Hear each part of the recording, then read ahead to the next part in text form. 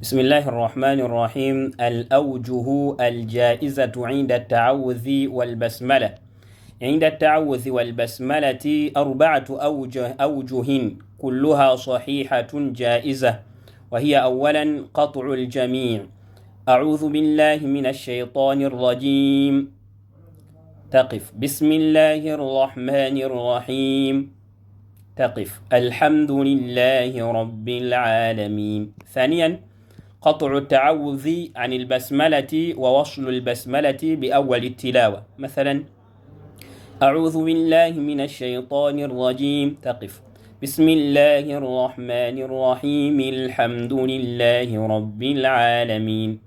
ثالثا وصل التعوذ بالبسملة مع قطع البسملة عن أول التلاوة، مثلا أعوذ بالله من الشيطان الرجيم بسم الله الرحمن الرحيم. تقف الحمد لله رب العالمين. رابعا وصل الجميع.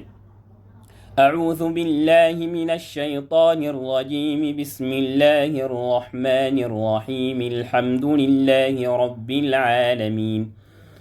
Amakubo getukozesa okubeera nga tusoma isti'adha ne basmala ku ntandikwa y'essuula wamu n'entandikwa y'essuula, amakubo gali 4 nga gonna matuufu era gakkirizibwa. Ekkubo erisooka kwe kubeera nga byonna tubikutula, tusoma isti'adha yokka ne basmala yokka n'entandikwa y'essuula yokka.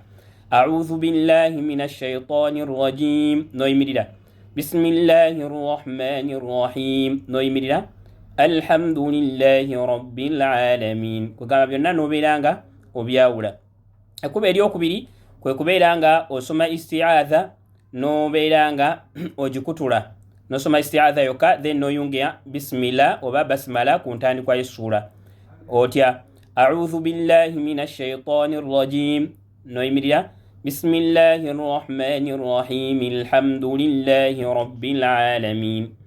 Ekkubo eryokusatu kwe kubeera nga oyunga isti'adha ku basmala then nobeera nga ate yo entandikwa y'essuula ogisoma yokka. Otya a'udhu billahi minash shaitani rrajim bismillahi rrahmani rrahim, noyimirira.